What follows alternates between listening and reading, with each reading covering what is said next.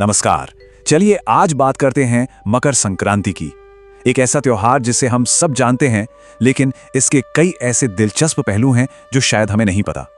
इसे पूरे भारत में अलग अलग नामों से मनाया जाता है, पर इन सब के पीछे की वजह एक ही है, एक कॉस्मिक इवेंट। तो चलिए इस ब्रह्मांडीय त्योहार की गहराइयों में उतरते हैं। सबसे पहले जरा इसकी विविधता तो देखिए, कमाल की है। तमिलनाडु में इसे पोंगल कहते हैं, तो गुजरात में ये उत्तरायण है। पंजाब में लोहड़ी की धूम है, तो असम में माघ बिहू। हर राज्य का अपना एक अनोखा रंग है, अपना एक अलग अंदाज, लेकिन इन सब की आत्मा एक ही है। इतने सारे नाम, इतने अलग अलग रीति रिवाज, लेकिन इन सबको एक ही खगोलीय घटना आपस में जोड़ती है। और सच कहूं तो यही इस त्योहार की सबसे बड़ी खूबसूरती है। तो सवाल ये उठता है कि आखिर ये कौन सी ब्रह्मांडीय घटना है जो पूरे देश को एक धागे में पिरो देती है। चलिए इस रहस्य की पहली परत खोलते हैं। मकर संक्रांति, इसके नाम में ही उसका मतलब छिपा है। मकर यानी कैप्रिकॉर्न और संक्रांति मतलब सूर्य का एक राशि से दूसरी राशि में जाना। तो इस दिन सूर्य मकर राशि में प्रवेश करता है और ये उन गिने चुने हिंदू त्योहारों में से हैं जो सोलर कैलेंडर पर आधारित है। मतलब अब सर्दियां खत्म और दिन लंबे होने शुरू। यहीं से उत्तरायण का शुभ 6 महीने का समय भी शुरू होता है। यहाँ एक और दिलचस्प पहेली सामने आती है। अगर ये त्योहार सूर्य की चाल पर आधारित है तो इसकी तारीख तो लगभग फिक्स होनी चाहिए, है ना? पर ऐसा है नहीं, ये धीरे धीरे बदल रही है और ये हमें एक और भी गहरे खगोलीय रहस्य की ओर ले जाती है। जरा सोचिए, सदियों पहले ये त्योहार दिसंबर में मनाया जाता था। आज हम इसे जनवरी में मनाते हैं और आगे चलकर ये और आगे खिसक जाएगा। इसके पीछे कारण है अयानांश की विषुव गति या प्रिसेशन ऑफ द इक्विनॉक्सेस। अब ये सुनने में थोड़ा टेक्निकल लगता है, पर इसको ऐसे समझिए, जैसे घूमता हुआ लट्टू थोड़ा डगमगाता है ना, बस वैसे ही पृथ्वी भी अपनी धुरी पर हल्का सा वॉबल करती है। और इसी धीमी गति की वजह से समय के साथ हमारे कैलेंडर और तारों की स्थिति में थोड़ा बदलाव आ जाता है। अच्छा, ये तो हो गई विज्ञान की बात। अब ब्रह्मांड से हटकर उन कहानियों की ओर बढ़ते हैं जो इस त्योहार को एक गहरा आध्यात्मिक अर्थ देती हैं।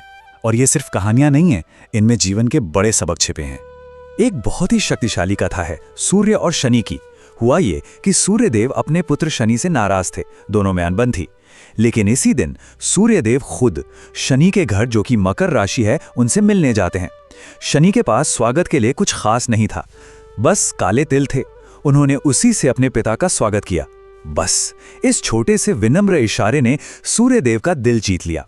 उन्होंने अपने बेटे को आशीर्वाद दिया और उनका रिश्ता सुधर गया। और तभी से इस दिन तिल कड़वाहट को दूर करके रिश्तों में मिठास घोलने का प्रतीक बन गया। और बात सिर्फ रिश्तों की नहीं है, ये दिन बुराई पर अच्छाई की जीत का भी प्रतीक है। पौराणिक कथाओं के अनुसार इसी दिन भगवान विष्णु ने नकारात्मक शक्तियों पर विजय प्राप्त की थी। तो एक तरह से ये प्रकाश, आशा और एक नई शुरुआत का दिन है। और महाभारत की ये कहानी तो इस दिन के आध्यात्मिक महत्व को और भी बढ़ा देती है। भीष्म पितामह, जिन्हें अपनी मर्जी से मृत्यु का वरदान था, बाणों की शैया पर लेटे हुए थे, लेकिन उन्होंने अपने प्राण नहीं त्यागे। पता है क्यों? क्योंकि वो इसी शुभ दिन का इंतजार कर रहे थे। ऐसा माना जाता है कि उत्तरायण के दौरान शरीर छोड़ने से आत्मा को सीधे मोक्ष मिलता है। उनके इस चुनाव ने इस दिन को मुक्ति का द्वार बना दिया। चलिए अब एक और परत हटाते हैं और देखते हैं कि कैसे ये प्राचीन अनुष्ठान, ये परंपराएं व्यावहारिक विज्ञान और स्वास्थ्य के ज्ञान से कितनी गहराई से जुड़ी हुई हैं। तिल और गुड़ खाना सिर्फ एक परंपरा नहीं है, इसके पीछे विज्ञान भी है। एक तरफ इसका प्रतीकात्मक अर्थ है, गुड़ मतलब रिश्तों में मिठास और तिल मतलब पवित्रता। तो वहीं दूसरी तरफ आयुर्वेद के अनुसार ये दोनों चीजें हमारे शरीर को गर्मी देती हैं और बदलते मौसम के लिए हमारी इम्यूनिटी को बढ़ाती हैं। कितना अद्भुत है ना? और अब आते हैं त्योहार के सबसे मजेदार हिस्से पर, पतंगबाजी। क्या ये सिर्फ मनोरंजन के लिए है या इसका भी कोई गहरा उद्देश्य है? इसके पीछे एक नहीं, तीन शानदार कारण छिपे हैं। पहला, स्वास्थ्य। सर्दियों के बाद सुबह की धूप से हमें जरूरी विटामिन डी मिलता है। दूसरा, प्रतीकात्मक। आसमान में ऊंची उड़ती पतंगे हमारी उम्मीदों और आकांक्षाओं को दर्शाती हैं। और तीसरा, समुदाय।